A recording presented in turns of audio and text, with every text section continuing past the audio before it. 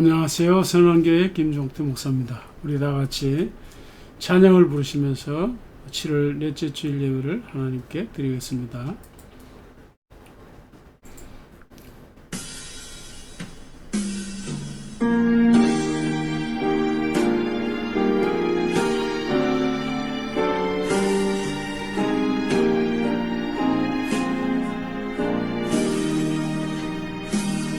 내 주님이 입으신 그 옷은 참 아름다워라. 그 향기 내 맘에서 묻혀 내 기쁨 되도다. 시온성보다 더 찬란한 저 천성 떠나서 이 세상 오신 예수님 참 매우 세주. 주는 쓰라린 고통을 다 견디셨도다. 주 지신 십자가 대할 때 나 눈물 흘리네. 시온성보다 찬란한 저 천성 떠나서 이 세상 오신 예수님 참 매우 세주. 주님이 부신 귀한 나 먼저 보았네.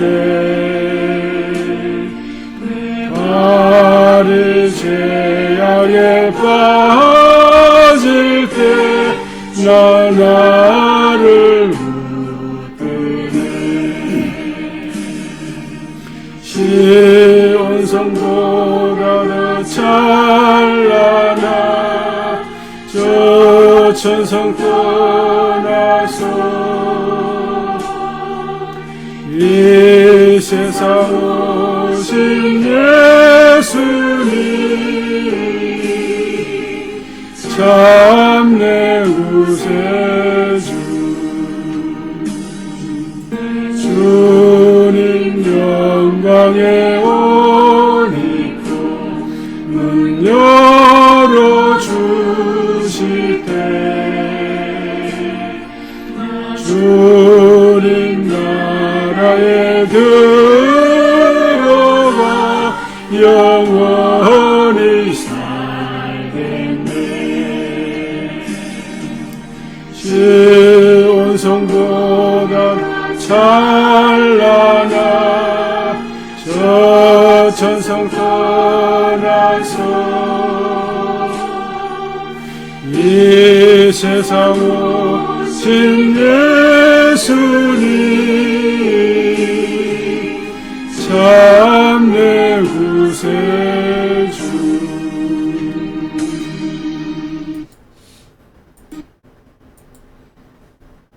자, 오늘 예배를 위해서 우리 잠시 한번 기도하겠습니다. 살아계신 주 하나님, 오늘도 하나님 앞에 나와 찬양과 경배로 나아가게 하심을 감사하옵나이다. 우리 하나님의 성령께서 우리 각자의 생각과 마음을 온전히 주장하셔서 주 하나님을 믿음으로 바라보며 임재하신 주 하나님을 기쁨으로 섬기는 복된 시간 되기를 원합니다. 성령 하나님께서 우리 각자의 마음을 주장하셔서 예배와 말씀에 집중할 수 있도록 은혜를 주시고 또 주일에 약속하신 주님의 은혜와 축복을 경험할 수 있는 복된 예배 시간이 되게 하여 주시옵소서.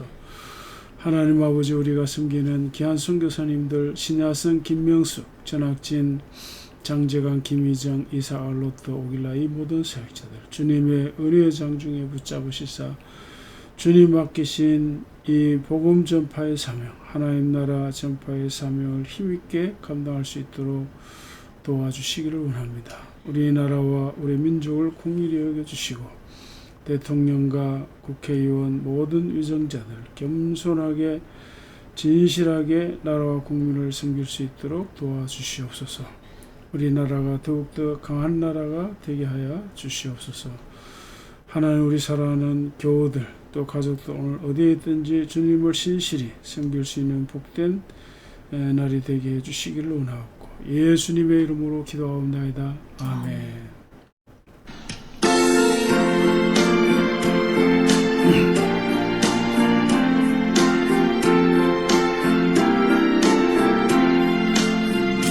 내 진정 사모하는 친구가 되시니 구주 예수님은 아름다워라.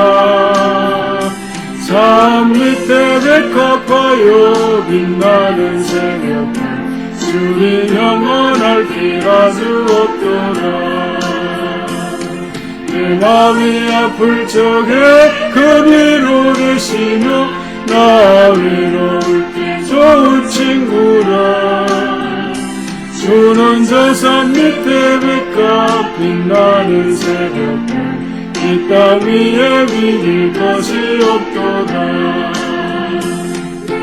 맘의 모든 염려 이 세상 돌아가 주님 항상 같이 하여 주시고 시험을 당할 때에 악마의 이겨라 즉시 물리치사 나를 지키네. 온 세상 날 버려도 주 예수 안 버려 끝까지 나를 돌아보시니 주는 저 산 밑에 백합 빛나는 새벽별 이 땅 위에 비길 것이 없도다. 다하여서 주님을 따르면 이리 나를 사랑하리니 물불이 두렵지 않고 잠보며 나가네 주는 높은 산삼 내 방패시라.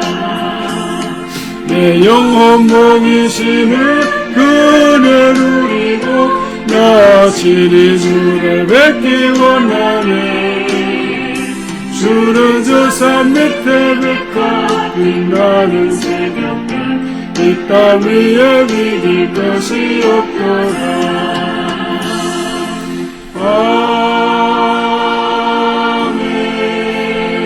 아멘. 할렐루야. 그의 성소에서 하나님을 찬양하며 그의 권능의 궁창에서 그를 찬양할지어다. 그의 능하신 행동을 찬양하며 그의 지극히 위대하심을 따라 찬양할지어다. 나팔 소리로 찬양하며 비파와 수금으로 찬양할지어다. 소고치며 춤추어 찬양하며 현악과 퉁소로 찬양할지어다. 큰 소리 나는 저금으로 찬양하며 높은 소리 나는 저금으로 찬양할지어다. 호흡 있는 자마다 찬양할지어다. 할렐루야. 아멘. 나는 전능하신 아버지 하나님 천지의 창조를 믿습니다. 나는 그의 유일하신 아들 우리 주 예수 그리스도를 믿습니다. 그는 성령으로 잉태되어 동정녀 마리아에게서 나시고 본디오 빌라도에게 고난을 받아 십자가에 못 박혀 죽으시고 장사된 지 사흘 만에 죽은 자 가운데서 다시 살아나셨으며 하늘에 오르시어 전능하신 아버지 하나님 우편에 앉아 계시다가 거기로부터 살아있는 자와 죽은 자를 심판하러 오십니다. 나는 성령을 믿으며 거룩한 공교회와 성도의 교제와 죄를 용서받는 것과 몸의 부활과 영생을 믿습니다. 아멘. 사랑의 하나님 아버지, 우리를 사랑으로 택하시어 주의 자녀 삼아 주시고 늘 함께 하시며 지켜주시는 은혜에 감사를 드립니다. 아멘. 또한 예수 그리스도를 통하여 참 생명과 삶의 평안함을 주시고 소망을 허락하신 이유를 깨닫게 하심도 감사드립니다. 날마다 말씀 안에서 진리를 깨우치고 나사렛 청년 예수의 성품을 닮아가도록 인도하여 주시옵소서. 아멘. 7월의 찌른듯한 무더위 속에서 건강을 지켜주시고 우리의 모든 삶이 믿음 안에서 풍성한 부여를 느끼며 주님께 그 영광을 돌리게 하여 주시옵소서. 아멘. 부질없는 세상 욕심을 버리고 오직 천국 소망의 뜻을 두며 영적 충만함으로 부한 신앙생활을 할 수 있도록 우리를 인도하여 주시옵소서. 아멘. 주님 오시는 날 마지막 나팔 소리에 호련히 변할 그때를 기억하며 지금의 잠시 있는 이 세상 삶의 복잡함과 온갖 아픔들을 믿음으로 이길 수 있도록 도와주시옵소서. 아멘. 우리 선한 성도들의 마음에 십자가의 뜨거운 보혈의 피가 마르지 않게 하시고 가난한 이웃을 섬기며 고통받는 자들을 위로하는 섬김의 뜨거운 불길이 타오르게 하여 주시옵소서. 하나님 아버지, 이 나라와 이 민족을 긍휼히 여기사 하나님의 거신 사랑과 능력으로 이 사회에 존재하는 악의 세력들이 떠나가게 도우시고 공평과 공의가 살아 숨쉬는 행복한 나라로 인도하여 주시옵소서. 아멘. 비와 산사태로 고통받는 이들을 위로하여 주시고 속히 복구되고 치유되는 은혜 내려 주시옵소서. 아멘. 우리 교회에 속한 모든 자녀들 위해 성령께서 늘 함께 하시어 허탄하고 망령된 신화를 쫓지 않게 하시고 성경적 세계관으로 무장하여 하나님의 충성된 자녀로 아름답게 성장해 나가기를 간절히 소원합니다. 말씀을 전하시는 우리 목사님께 능력을 다하여 주시고 성령 충만케 하시어 우리 모두가 아멘으로 화답하는 은혜의 시간 되게 하여 주시옵소서. 이 예배의 모든 순서를 오직 우리 주님께만 의탁하옵고 살아계신 우리 주 예수 그리스도의 이름으로 기도드리옵나이다. 아멘. 아멘. 자, 오늘 창세기 16장 1절 이하 마지막까지입니다. 우리 화면을 보시고 교독을 하겠습니다. 아브라함의 아내 사레는 출산하지 못하였고 그에게 한 여종이 있으니 애굽 사람이요 이름은 하갈이라. 사레가 아브라함에게 이르되 여호와께서 내 출산을 허락하지 아니하셨으니 원하건대 내 여종에게 들어가라. 내가 혹 그로 말미암아 자녀를 얻을까. 아브라함이 사레의 말을 들으니라. 아브라함의 아내 사레가 그 여종 애굽 사람 하갈을 데려다가 그 남편 아브라함에게 첩으로 준 때는 아브라함이 가나안 땅에 거주한 지 10년 후였더라. 아브라함이 하갈과 동침하였더니 하갈이 임신하며 그가 자기 임신함을 알고 그의 주인을 멸시한지라. 사레가 아브라함에게 이르되 내가 받는 모욕은 당신이 받아야 옳도다. 내가 나의 여종을 당신의 품에 두었고 그가 자기 임신함을 알고 나를 멸시하니 당신과 나 사이에 여호와께서 판단하시기를 원하노라. 아브라함이 사레에게 이르되 당신의 여종은 당신의 수중에 있으니 당신의 눈에 좋을 대로 그에게 행하라 하니 사레가 하갈을 학대하였더니 하갈이 사레 앞에서 도망하였더라. 여호와의 사자가 광야의 샘물 곁 곧 술길 샘 곁에서 그를 만나 이르되 사레 여종 하갈아 내가 어디서 왔으며 어디로 가느냐. 그가 이르되 나는 내 여주인 사레를 피하여 도망하나이다. 여호와의 사자가 그에게 이르되 내 여주인에게로 돌아가서 그 수하에 복종하라. 여호와의 사자가 또 그에게 이르되 내가 내 씨를 크게 번성 그 수가 많아 셀 수 없게 하리라. 여호와의 사자가 또 그에게 이르되 내가 임신하였으니 아들을 낳으리니 그 이름을 이스마엘이라 하라. 이는 여호와께서 내 고통을 들으셨음이니라. 그가 사람 중에 덜나게 같이 들이니 그의 손이 모든 사람을 치고 모든 사람의 손이 그를 칠지며 그가 모든 형제와 대항해서 살리라 하니라. 하갈이 자기에게 이르신 여호와의 이름을 나를 살피시는 하나님이라 하였으니 이는 내가 어떻게 여기서 나를 살피시는 하나님을 배웠는고 함이라. 이름으로 그 샘을 보엘라여라 불렀으니 그것은 가데스와 베레사에 있더라. 하갈이 아브라함의 아들을 낳으며 아브라함이 하갈이 낳은 그 아들 이름은 이스마엘이라 하였더라. 하갈이 아브라함이 이스마엘을 낳았을 때 아브라함이 86세였더라. 아멘. 제목을 같이 한번 읽겠습니다. 아브라함의 여정, 그의 가정사를 통해 주시는 다양한 메시지. 네, 오늘 또 챗GPT를 활용해서 메시지를 준비했는데요.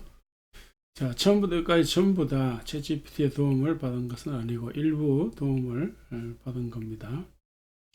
어디까지나 뭐 설교 준비하는데 도구 차원에서 도움을 받는 것이지 제가 전하는 메시지 자체를 도움받는 것은 아닙니다. 자, 도구 차원에서 챗GPT를 사용하는 것과 그 메시지 자체를 도움받는 것, 이 둘은 차이가 있죠. 그 어떤 차이가 있는지 오늘 한번 좀 보여드리면서 말씀을 전하려고 합니다. 먼저 이제 이런 도움을 요청했습니다. 창세기 16장을 요약해줘. 예, 그랬더니 이렇게 요약을 했습니다. 이 장은 임신하지 못하고 아이를 가질 수 없었던 아브라함의 사례로 시작됩니다. 사례에게는 하갈이라는 이집트 여종이 있었는데 그녀는 아브라함의 아이를 가질 수 있도록 하갈을 아브라함에게 대리자로 제공합니다. 이런 식으로 이제 요약을 하는데요. 이제 간단히 말씀드리면 사례가 남편 아브라함에게 이제 그 하갈을 통해 아들을 얻으라 이렇게 제안을 하는 거죠. 자기를 통해서 이제 아이가 태어나지 않으니까요. 자, 아브라함이 이에 동의하고 하갈은 임신합니다. 그러나 사례와 하갈 사이에 긴장이 고조되고 하갈은 사례의 가혹한 대우로 도망칩니다. 이런 식으로 쭉 이제 요약을 하고요. 그런 다음 하갈은 아브라함에게 이스마엘이라는 아들을 얻어줍니다. 나이 86살입니다. 현재 나이 86인데요.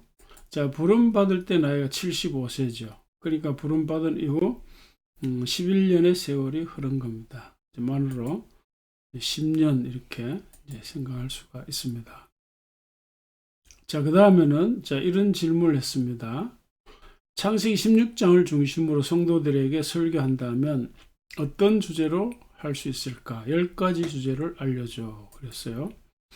그러니까 첫째, 조급함의 결과 이런 주제를 줬어요. 그렇죠? 자, 그 다음 아브라함의 하나님의 타이밍을 이해하자. 또 보시는 하나님, 또 순종의 힘, 또 하나님의 약속과 공급, 또 가정 내 갈등 문제 다루기, 하나님 보시기에 인간의 가치와 종기, 또 희망 없는 상황에서 희망 찾기. 이제 하갈이 광야로 이제 도망쳐서 절망적인 그런 그 조건에서 이제 어떻게 희망을 찾느냐 그런 얘기. 겸손의 중요성. 또 이제 하갈을 보고 하나님의 사자가 이제 사례 수하에 들어가라 그랬죠. 그래서 겸손 뭐 해야 들어갈 수 있으니까 또 순종하는 거. 우리 행동의 결과와 함께 살기 식으로. 자, 10가지 주제를 이렇게 줬는데요. 그 다음 이제 이렇게 부탁했습니다. 이제 네가 언급한 이 10가지 주제, 이제 이 10가지 주제를 가지고 그러니까 10가지 주제 중에 요거 조급함의 결과, 요 주제를 가지고 그 2000단어 설교를 준비해 달라고 부탁을 했습니다. 그러니까 1분도 채 안 돼서 아니 뭐 한 30초 이내에 후루룩 이렇게 설교를 작성했습니다. 자, 제목 이건데요.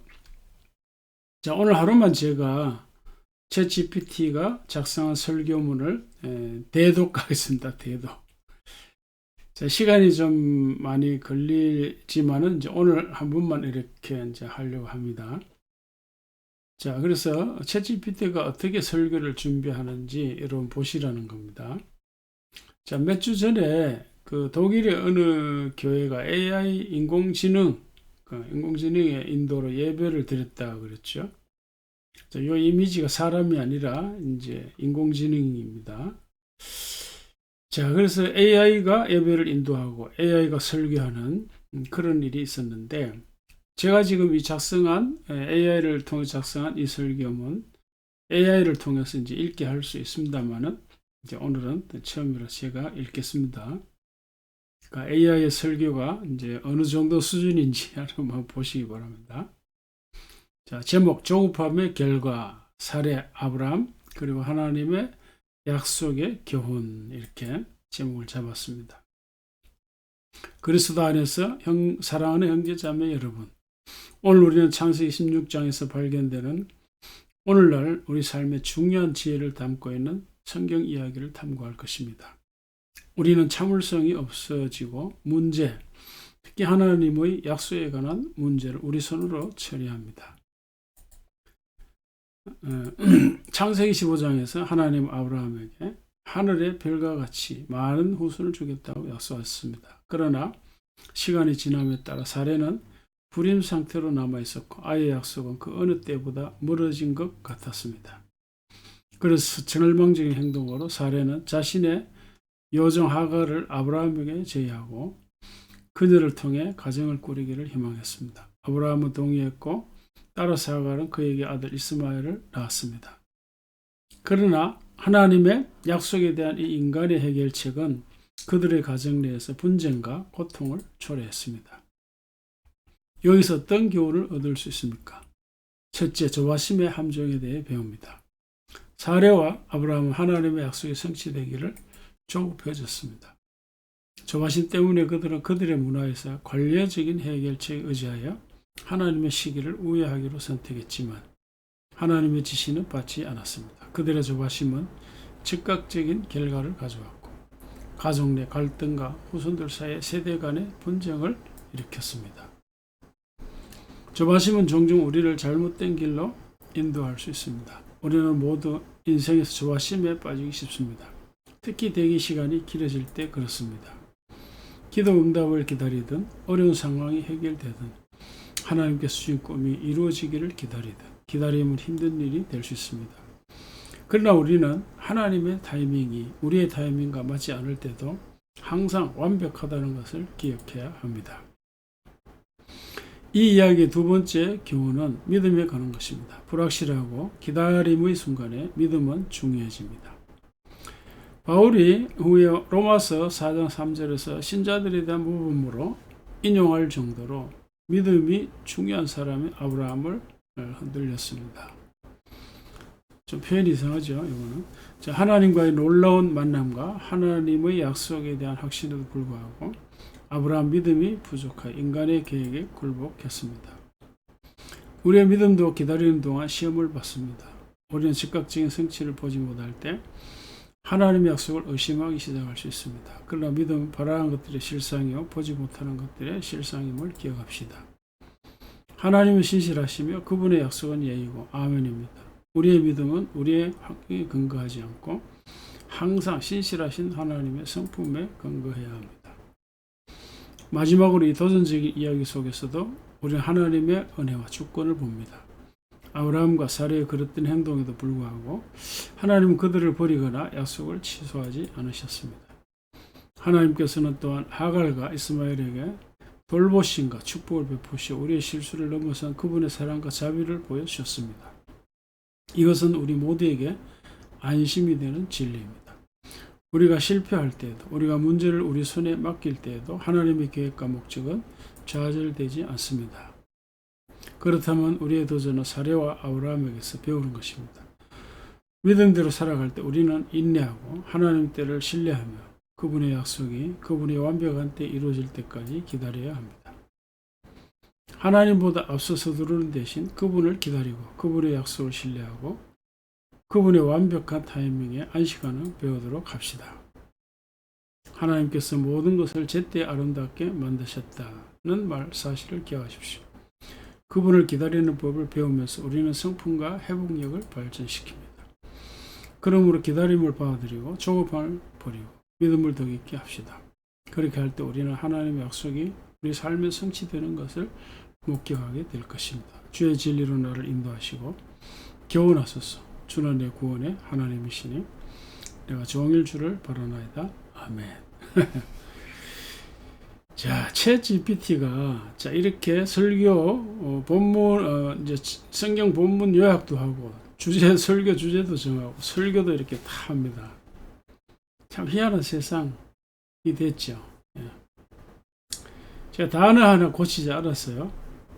물론 이거는 지금 이제 그 영어 기반이기 때문에 영어로 작성된 것을 한국어로 번역을 했어요. 그렇기 때문에 이 어감이랄까 문맥이랄까 이렇게 한국어 맛이 좀 안 나는 면이 있죠. 근데 이걸 이제 조금만 이제 한국 어떤 한국어 분위기에 맞춰서 문장을 다듬으면 굉장히 훌륭한 설교 아닙니까 이거? 그러니까 이 내용을 가지고 지난 주일 저녁 우리 동기 목사님들 대상으로 강의를 했는데 다들 깜짝 놀랐습니다.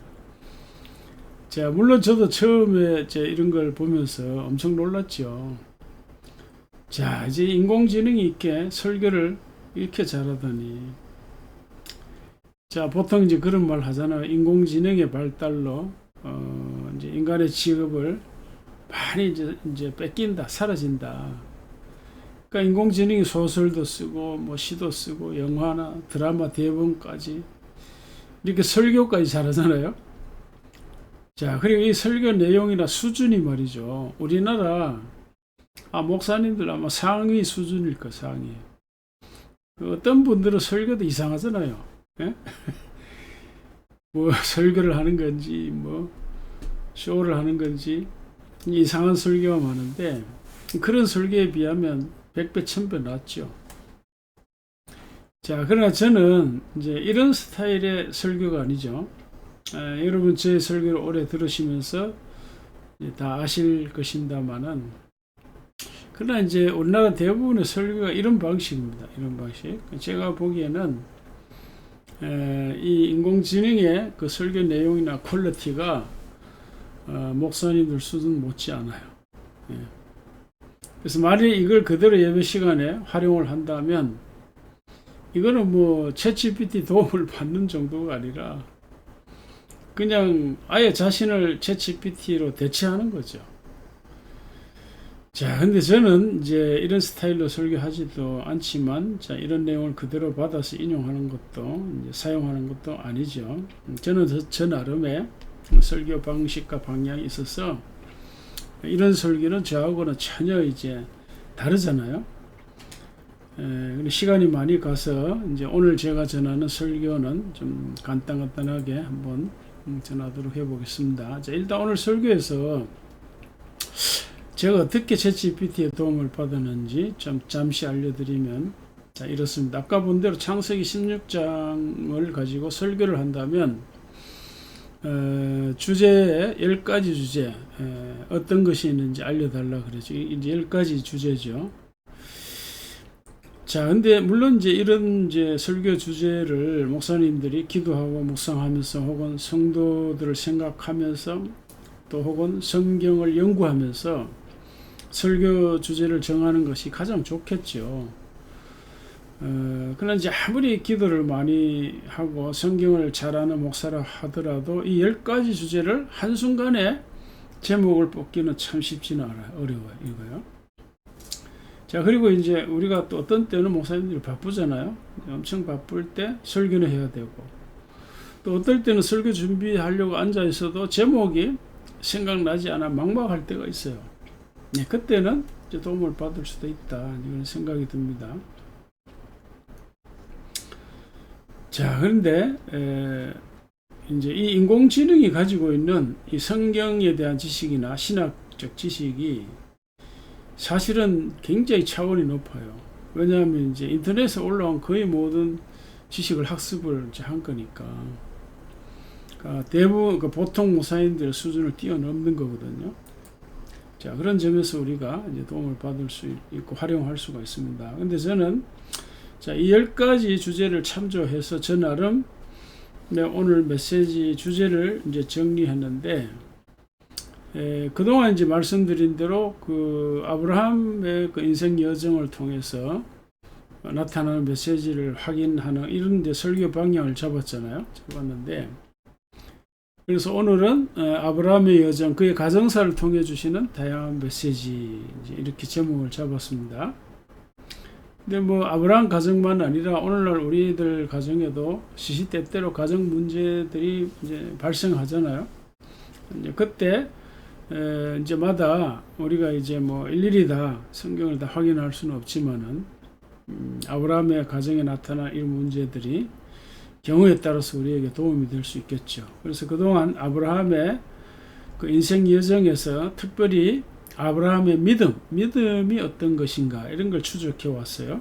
자, 그런 관점에서 제가 이렇게 믿음 생활이란 이런 주제를 잡고, 자, 믿음 생활이란 무엇인가? 그 하위 주제로 7가지 메시지를 잡았습니다. 물론 챗GPT 도움을 받았습니다. 자, 자신의 조급한 성격을 극복하는 거다. 믿음 생활이란. 그 다음에 믿음 생활이란 상식이나 문화 혹은 관습을 초월하는 거다. 믿음 생활이란 하나님의 시간을 기다리는 거고, 또 믿음 생활은 하나님의 면전을 의식하고 감찰을 의식하는 거다. 겸손과 순종의 길을 가는 거고, 또 하나님의 약속과 공급을 믿는 것이다. 종의 신분, 문화, 이런 거 수용하시는 하나님. 자, 이런 걸 우리가 생각할 수가 있습니다. 자, 그래서 첫째로 이제 믿음 생활이라고 하는 건 자신의 이제 조급한 성격을 극복하는 거다. 이 메시지를 한번 생각해 보겠습니다.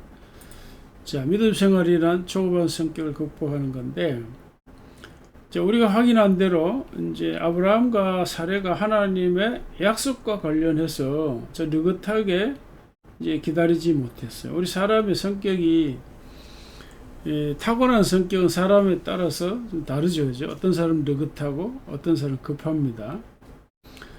자, 그래서 이 타고나기를 느긋하고 여유가 있는 사람은 믿음 생활에 이제 이런 경우 유리할 수 있겠죠. 그러나 이제 모든 경우에 유리한 건 아니겠죠. 왜냐하면 믿음 생활은 때때로 이 여유와 기다린 자세가 필요하지만 어떨 때는 또 재빨리 신속하게 반응해야 할 때도 있으니까, 그래서 이 조급한 성격을 극복하라고 하는 것은 그 아브라함과 사레의 경우에 비추어 본다면 특히 이제 하나님의 약속과 관련해서 그리해야 된다, 이런 뜻입니다. 아브라함이 하나님의 부르심을 받았을 때는 그 창세기 이제 12장에 그때 이제 나이가 75세였죠. 75세. 그로부터 이제 11년이 흐른 86세. 이제 하갈을 통해서 이스마엘을 얻었습니다. 근데 11년이라고 하면 사실 어떻게 생각하면 많이 기다린 거죠. 그런데요, 이제 아브라함과 사레를 통해서 하늘의 별처럼 후손들이 많게 하시겠다, 이런 약속을 언제 했을까요? 언제? 이 우리 창세기 흐름에서 보면 15장에서 했어요. 15장에. 자, 그러니까 15장에서 이런 약속을 했기 때문에 이런 약속을 받고 또 아브라함이 하갈을 통해 아들을 얻은 이 기간, 이거는 아마 모르긴 해도 이제 11년보다는 더 짧겠죠, 그죠? 예. 그러니까 어쨌든 그게 이제 몇 년인지 정확하게 우리가 이제 뭐 확인하기가 참 어려운 문제인데, 그럼 어쨌든 이 아브라함과 사레는 하나님의 약속과 관련해서 느긋하게 인내를 가지고 기다리지 못했습니다. 그러니까 하나님의 약속이 이루어지는 방법도 사람의 방법이 아닌 하나님 자신의 방법, 또 언제 이루어지느냐 하는 그 시간도 역시 하나님의 시간이 있다, 이런 걸 볼 적에 결국은 우리가 이제 하나님의 약속과 관련해서는 우리 자신들의 조급한 성격을 이제 극복을 해야 된다, 이제 이런 메시지를 확인할 수가 있고요. 이유는 이제 하나님의 시간이 있기 때문에, 그 약속이 이루어지는 그 하나님의 시간이 있기 때문입니다. 자, 그래서 믿음 생활에서 중요한 것은 첫 번째, 하나님의 약속을 온전히 신뢰하는 거고, 신뢰. 그 다음은 기다리는 겁니다. 자, 그 다음 두 번째 생각할 것은 뭘까? 믿음 생활이란 상식이나 문화 및 관습을 초월하는 거다. 자, 평상시에는 우리가 상식을 따르고 또 관습이나 문화를 따라서 생활할 수가 있습니다. 그러니까 우리는 각자 속한 이제 공동체나 뭐 민족이나 뭐 나라, 그 문화가, 특수한 문화가 있잖아요. 평상시에는 그거 따를 수가 있어요. 그렇지만 또 그걸 거부할 수도 있어요, 우리가. 자, 아브라함처럼. 자, 왜 그럴까? 여기 지금 그 하나님께서 아브라함과 사레에게 주신 특별한 약속 때문에 그런 거죠. 약속. 그 아브라함이 살았던 당시 고대 근동의 문화는 본처가 이제 자식을 낳지 못할 적에는 그러니까 여종을 통해서도 대를 이어갈 수 있다. 이런 관습 문화가 있었던 거죠. 그러나 이제 아브라함이나 사레가 이제 이런 관습과 문화를 따라서 그렇게 처신한 것이죠.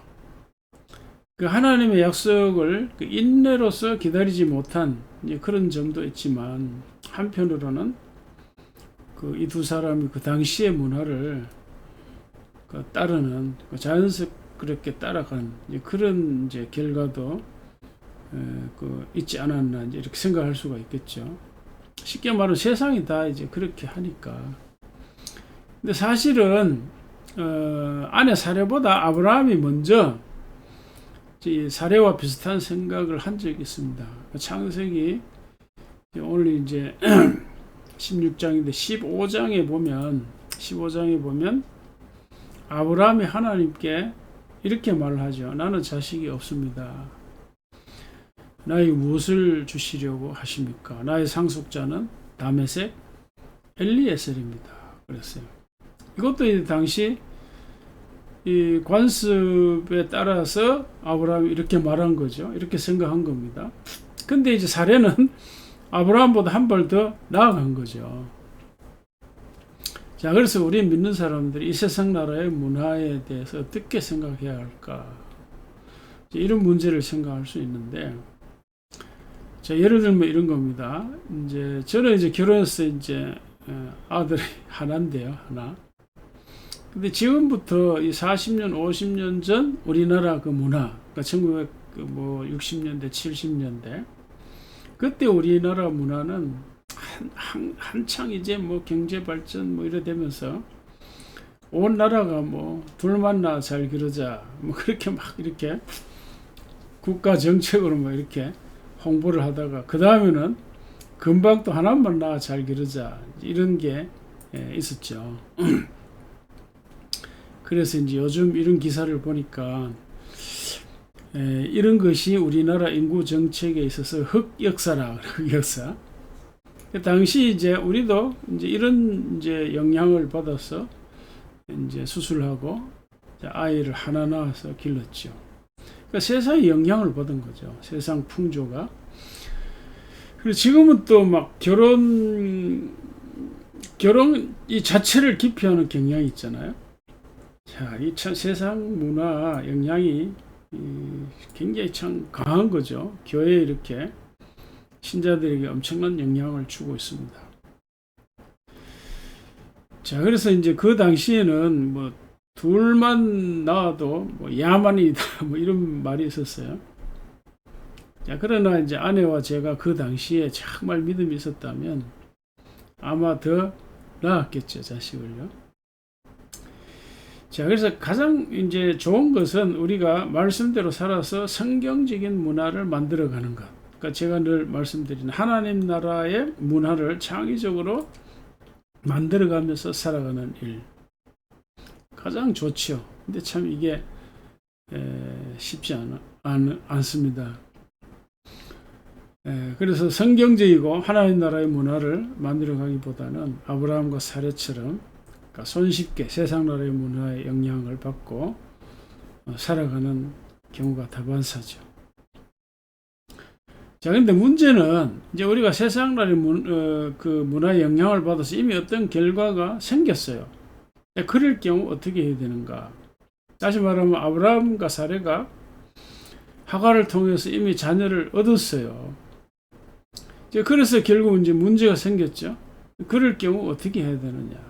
그러니까 하나님께서 어떻게 하시는가 보면 우리가 알 수가 있는데 어떻게 하시죠? 여기에 있는 대로 하나님은 결국 그 하갈도 이제 이미 뭐 수용하셨지 문화도 간섭 수용하시는 것을 우리가 볼 수가 있습니다. 그 세상 나라의 문화가 뭐 무조건 다 나쁜 건 아니죠. 근데 어떤 거는 성경의 가르침과 비교해 볼 적에 잘못된 것들이 있죠. 뭐 일부 다처라든지 노예 제도라든지. 그러나 이제 결과적으로 보면 하나님 이런 걸 시대 흐름에 따라서 허용하는 것을 수용하는 것을 볼 수가 있습니다. 그게 옳고 좋아서 그런 것이 아니라 우리 인간의 연약함에 근거해서 수용하는 거죠. 자, 그러니까 정리하면 이제 문화나 관습과 관련해서 우리가 어떻게 믿음 생활을 해야 될까? 상황에 따라서 수용할 수도 있다. 그러나 초월하는 자세가 중요하다 하는 말씀을 우리가 확인할 수가 있습니다. 그러니까 아브라함과 사레가 하나님의 약속을 온전한 믿음으로 인내하면서 기다렸다면 이 아브라함 가정에 이 불상사 어려움 안 생겼겠죠. 그러나 당시 세상 문화를 받아들임으로써 가정의 분란이 생기고 또 후손들 엄청난 이 민족 갈등이 아랍 후손들이니까요. 후손들이 생겼으니까 엄청난 이런 문제가 결과적으로 생겼습니다. 자, 그래서 이제 중요한 것은 결국 이제 이미 어떤 결과가 생겼을 적에는 우리가 지혜롭게 이런 상황을 수용하고 부드럽게 문제를 해 나가는 것이 중요하다. 이런 말씀을 우리가 확인할 수가 있습니다. 자, 그 다음 이제 믿음 생활이란 하나님의 면전을 의식하고 하나님의 감찰을 의식하는 거다. 이제 하갈이 사례 학대로 쫓겨나 광야로 도망쳤죠. 물론 이제 이거는 하갈이 여주인 사례를 멸시한 대가이기도 하지만 말이죠. 자, 그런데 광야에서 하나님의 사자를 통해서 하갈을 만나서 이렇게 말하죠. 내가 어디서 왔으며 어디로 가느냐. 그러니까 하갈이 이제 여차여차 사정을 말하니까 하나님의 사자는 다시 이제 여주인 사례에게로 돌아가라 그러죠. 돌아가라. 자, 그래서 결국 사례에게 들어가 복종하라. 이제 이런 뜻인데요. 이제 이런 걸 보면 참 이 하갈도 그렇고 사례도 그렇고 보통 여자들은 아닌 것 같아요. 예. 그러니까 하갈도 하나님의 사자의 말이 아니었으면 들어갔을까 이제 이런 생각이 들어요. 자, 어쨌든 자, 우리가 여기 상고할 메시지가 많지만 저는 이 하갈의 고백입니다. 고백. 이건데 하갈이 자기에게 이르신 여호와의 이름을 나를 살피시는 하나님이라. 이는 내가 어떻게 여기서 나를 살피시는 하나님을 배웠는고 함이라 그랬습니다. 무슨 말일까? 너무너무 신기하다는 거죠. 그렇지 않겠습니까? 생각지도 못했는데 하나님 사자가 자기에 나타나서 이런 말을 하니까 그리고 호련히 사라졌겠죠. 이런 것이 바로 모세가 하나님을 만났던 경험, 또 아브라함이 하나님을 만났던 경험 같은 거죠. 다. 자, 그러니까 이제 믿음 생활이란 진실로 하나님의 면전을 의식하는 것. 다시 말해서 우리가 어떤 상황에서도 아브라함이나 모세나 또 하갈 이런 사람들처럼 직접 우리가 하나님의 사자를 만나는 경험이 없다 하더라도 결국 하나님은 이분들처럼 이렇게 하시는 것처럼 우리 면전에 계신다. 하나님 우리와 동행하신다 하는 그런 믿음을 가질 수 있다는 것이죠. 자, 여기 이제 보면 옛날 성경은 이제 감찰하시는 하나님이라. 그래서 감찰하시는 하나님. 근데 지금은 이제 성경이 나를 살피시는 하나님으로 이렇게 번역을 했는데 이 번역이 더 좋습니다. 원래 이제 원어는 그냥 라예요. 라는 그냥 이제 본다는 거거든요. 그냥 본다. 근데 이제 본다는 이 말은 문맥이나 상황에 따라서 의미가 달라지는 거죠. 우리가 보는 것도 여러 가지 의미가 있잖아요. 사랑스러운 마음으로 본다 이런 것도 있지만 째려본다, 내려다본다, 구경한다 여러 가지 의미가 있을 수 있잖아요. 자, 그래서 이제 이 하갈의 이 상황 이런 형편을 보면 하나님이 보신다는 것은 이제 하갈의 그 어려운 형편, 절망적인 이 상황 이런 걸 보고 고통스럽고 힘들어하는 하갈을 돌보시고 보살피신다 이런 것으로 해석할 수 있는 거죠. 자, 그러니까 믿음 생활이란 뭘까요? 내가 어떤 상황에 처할지라도 나는 지금 하나님 면전에 있다. 그리고 하나님께서 나를 보살피고 계신다. 돌보고 계신다 하는 것을 의식하고 사는 일입니다. 아멘.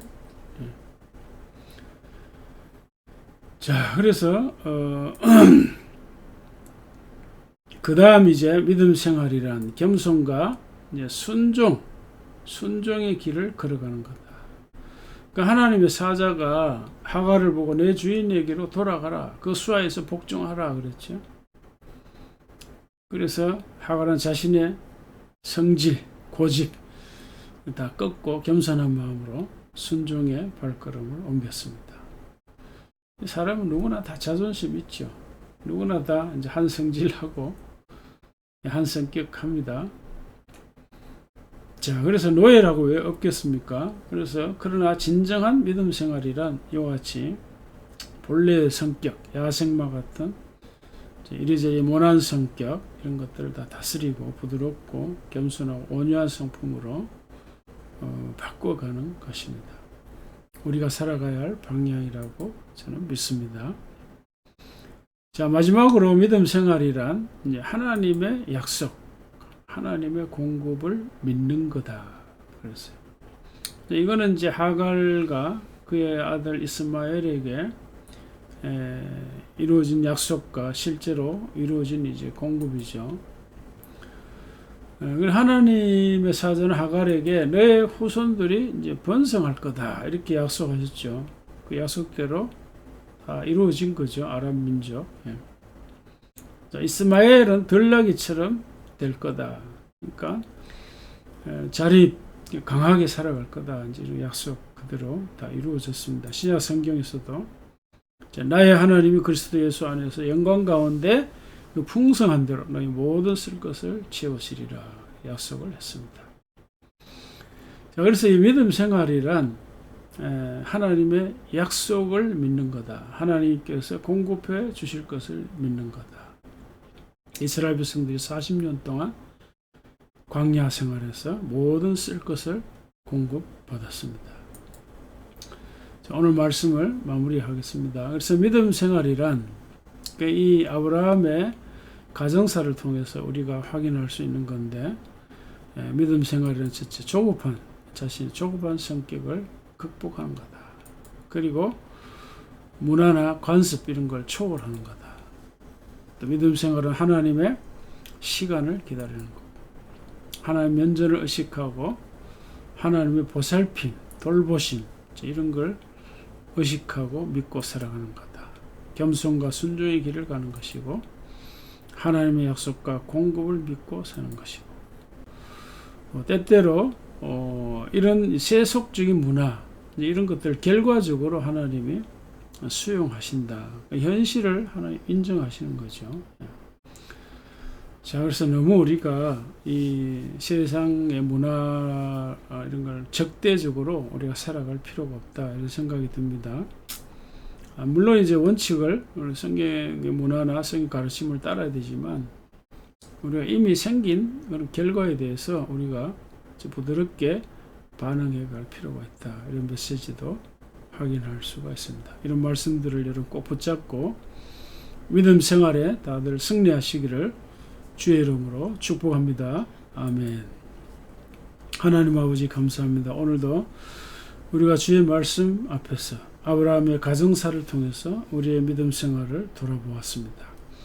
우리가 하나님 말씀에 기초하여 정초하여 우리가 올바른 믿음 생활, 풍성한 믿음 생활을 해나갈 수 있도록 날마다 은혜를 공급하여 주시옵소서. 그래서 우리의 믿음 생활을 통해서 나 자신이 풍요롭고 주변에 유익을 끼치며 살아가는 저희들 다 되게 하여 주시옵소서. 감사하며 예수님의 이름으로 기도하옵나이다. 아멘. 주께 드리네 주 주께 드리네.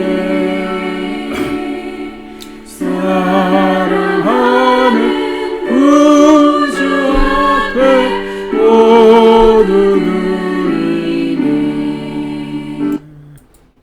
하나님 아버지, 예배 시간에 귀한 예물을 주님께 드립니다. 주 하나님, 이 예물을 친히 받으시고 주의 나라와 주의 복음을 위하여 아름답게 풍성하게 쓰이는 예물 되게 하여 주시옵소서. 믿음으로 바치는 손길마다 주님 기억하시고 저들의 믿음이 날로 성장하게 도와주시고 건강관리를 잘하는 지혜를 주시고 재물관리를 지혜롭게 하는 은혜를 허락하여 주시옵소서. 저들의 직장과 사업을 축복하셔서 날로 번창하도록 도와주시기를 간절히 바랍니다. 우리 사랑하는 자들 믿음 안에서 건강하고 지혜롭게 잘 자라나도록 은혜 내려 주시옵소서. 감사하며 예수님의 이름으로 기도하옵나이다. 아멘. 하늘에 계신 아버지, 이름 거룩하사 주님 나라 임하시고 뜻이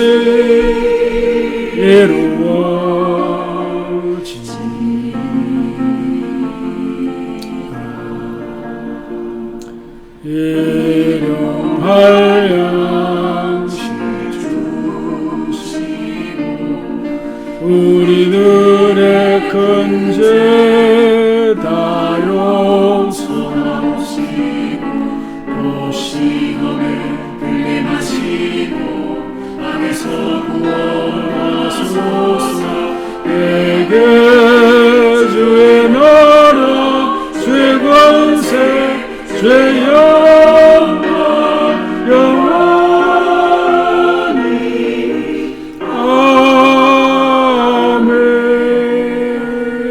아멘.